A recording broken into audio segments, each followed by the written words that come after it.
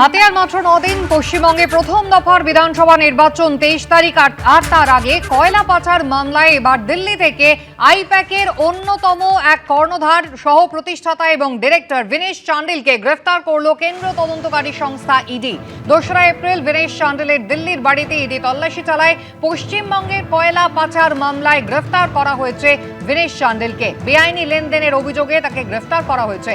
পশ্চিমবঙ্গে কয়লা পাচারের 20 কোটি টাকা আইপ্যাকে গিয়েছে।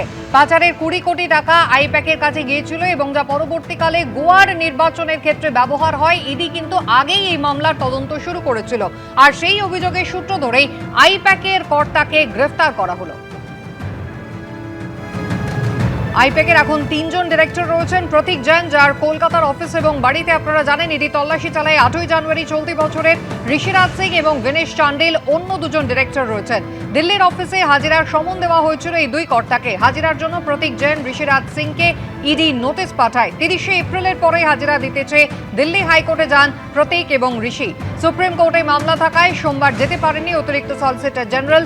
17ই এপ্রিল দিল্লি হাইকোর্টে মামলার শুনানি রয়েছে। তার মধ্যেই আরেক ডিরেক্টর বিনেশ চান্ডিলকে গ্রেফতার করল ইডি।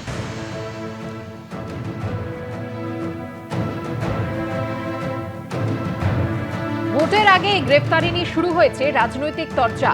তৃণমূলের সর্বভারতীয় সাধারণ সম্পাদক অভিষেক বন্দ্যোপাধ্যায় সোশ্যাল মিডিয়ায় লিখেছেন, এ রাজ্যে ভোটের মাত্র 10 দিন আগে বিনেশ চান্ডিলের গ্রেফতারি শুধু উদ্বেগজনক নয়, এটা সমান সমান লড়াইয়ের ধারণাটাকেই নাড়িয়ে দিচ্ছে। পশ্চিমবঙ্গে যখন সুষ্ঠু এবং অবাধ ভোটের দিকে এগিয়ে যাওয়ার কথা, তখন এই পদক্ষেপ একটা হিমশীতল বার্তা দিচ্ছে যে বিরোধীদের দিকে থাকলে আপনারও একই পরিণতি হতে পারে। এটা গণতন্ত্র নয়, ভয় দেখানো।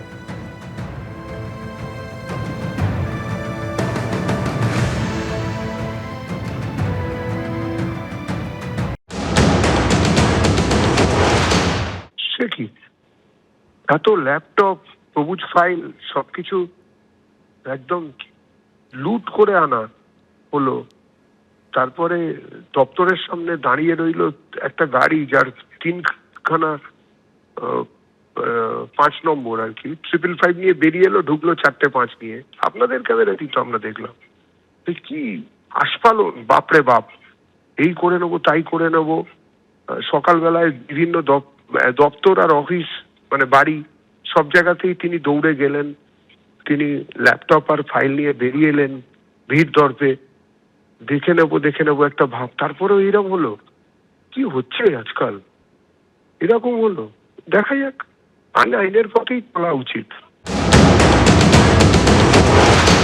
মমতা বন্দ্যোপাধ্যায় তো আগেই প্রেডিক্ট করে রেখেছিলেন যে ইলেকশন যত অ্যাপ্রোচ করবে, যত কাছে আসবে এবং মধ্যরাত থেকে এদের কাজ শুরু হবে, এবং সেটাই শুরু হয়েছে। শুধু এটা কেন, আপনারা দেখছেন না গোটা পূর্ব মেদিনীপুর জুড়ে আমাদের কতজন নেতাকে এনআইএ নোটিশ দেওয়া হয়েছে। আমি নিজে যখন তমলুকে ইলেকশন ফাইট করতে গেছিলাম, ময়না, নন্দীগ্রাম সহ একাধিক জায়গায় জাস্ট ইলেকশনের 1 মাস আগে এনআইএ নোটিশ দেওয়া শুরু হয়েছিল। শুধু তাই কেন, সুজিত বসু, দেবাশিস কুমার, এদেরকে হঠাৎ করে ইডি নোটিশ দেওয়া শুরু করেছে ইলেকশনের মধ্যে। এগুলো দেখার পরও কি কারোর সন্দেহ কিছু থাকে যে এই সেন্ট্রাল এজেন্সিগুলোকে বিজেপি কিভাবে ব্যবহার করছে? দিল্লি বিধানসভা নির্বাচনের আগে কেজরিওয়ালকে গ্রেফতার, সেই কেজরিওয়াল বেকসুর খালাস হয়ে গেলেন। ঝাড়খণ্ড বিধানসভা নির্বাচনের আগে হেমন্ত সোরেনকে গ্রেফতার, সেই তিনি জামিনে বেরিয়ে এলেন। তো এই জিনিসগুলো তো আমরা দেখছি, বাংলার ক্ষেত্রে এগুলো চোখের সামনে দেখা যাচ্ছে। 4 মে রাজ্যে ভোটের রেজাল্ট, আর তারপরেই মাধ্যমিক উচ্চ মাধ্যমিকের রেজাল্ট। মের দ্বিতীয় সপ্তাহেই ফল প্রকাশের সম্ভাবনা রয়েছে। মাধ্যমিক উচ্চ মাধ্যমিকে প্রায় 16 লক্ষ পরীক্ষার্থী। ফেব্রুয়ারিতে পরীক্ষা এবং ফল প্রকাশ হতে চলেছে 3 মাসে। 4 মে রাজ্যে ভোটের রেজাল্ট এবং তারপরেই মাধ্যমিক উচ্চ মাধ্যমিকের রেজাল্ট। মের দ্বিতীয় সপ্তাহেই ফল প্রকাশের সম্ভাবনা রয়েছে। মাধ্যমিক উচ্চ মাধ্যমিকে প্রায় 16 লক্ষ পরীক্ষার্থী। ফেব্রুয়ারিতে পরীক্ষা হয় এবং ফল প্রকাশ হতে চলেছে 3 মাসে। একদিকে লক্ষ্মীর ভান্ডার প্রকল্পে তৃণমূল সরকার মহিলাদের দিচ্ছে 1,500 টাকা।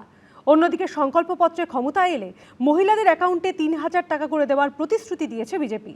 আর এই ঘোষণার পর থেকেই এই নিয়ে তুঙ্গে উঠেছে তরজা। दीदी लोग, आप लोगों के बैंक अकाउंट में हर पहली तारीख को 3,000 रुपया आ जाएगा। 3,000 देवे, बोलून 1,000 दिए छो। दीदी, आपका भाईपो जो करप्शन करता है हम बंद करेंगे। তোমার নেতারা কয়লার কত টাকা তোলে, হলদিয়া বন্দরের কত টাকা তোলে, কত ভাগ নিজেরা নেয় আর কত ভাগ দিল্লিতে যায়। একদিকে তৃণমূল সরকারের ফ্ল্যাগশিপ প্রকল্প লক্ষ্মীর ভান্ডারে মাসিক ১৫০০ টাকা এবং ১৭০০ টাকা, অন্যদিকে বিজেপির সংকল্পপত্রে ক্ষমতায় এলে মহিলাদের অ্যাকাউন্টে মাসে ৩০০০ টাকা করে দেওয়ার প্রতিশ্রুতি। এই আশ্বাস নিয়ে লাগাতার বিজেপিকে খোঁচা দিচ্ছেন মমতা বন্দ্যোপাধ্যায়। ৩০০০ দেবে, বলুন ১০০০ দিয়েছো? দিল্লিতে তোমার সরকার বলেছিল ২৫০০ টাকা দেবে মেয়েদের। ১.৫ বছর হয়ে গেল, ১ পয়সাও দিয়েছো? বিহারের ভিডিও আমার কাছে আছে। ইলেকশনের আগে মহিলা ভোট নেওয়ার জন্য দিল ৮০০০। বিহারের মা বোনেদের উপর ইলেকশন যেই জিতে গেল চালালো বুলডোজার। আর শুধু তাই নয়, এখন বলছে টাকা ওয়াপাস দিজিয়ে, টাকা ফেরত দিন।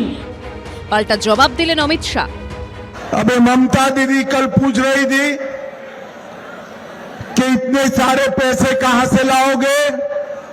दीदी, आपका भाईपो जो करप्शन करता है हम बंद करेंगे, तो इसमें से सभी दीदी लोगों को 3000 रुपया देने का काम हो जाए।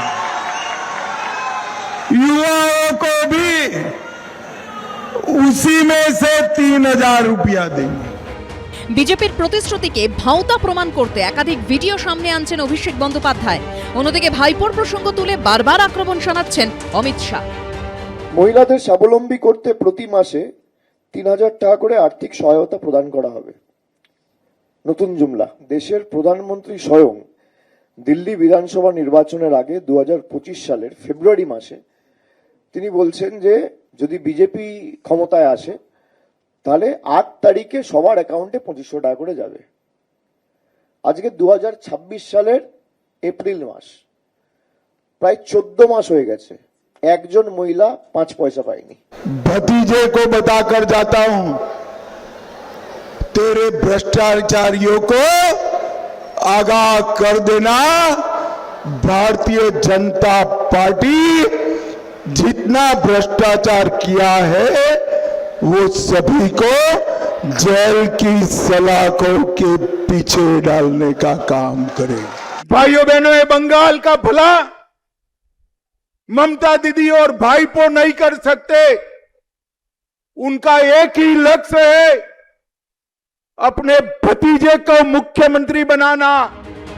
দুনিয়া বদলেছে, এখন আর টাকা মাটি মাটি টাকা নয়, এখন অর্থই ক্ষমতার চাবিকাঠি। এবিপি আনন্দ। এবিপি আনন্দ, এগিয়ে থাকে, এগিয়ে রাখে।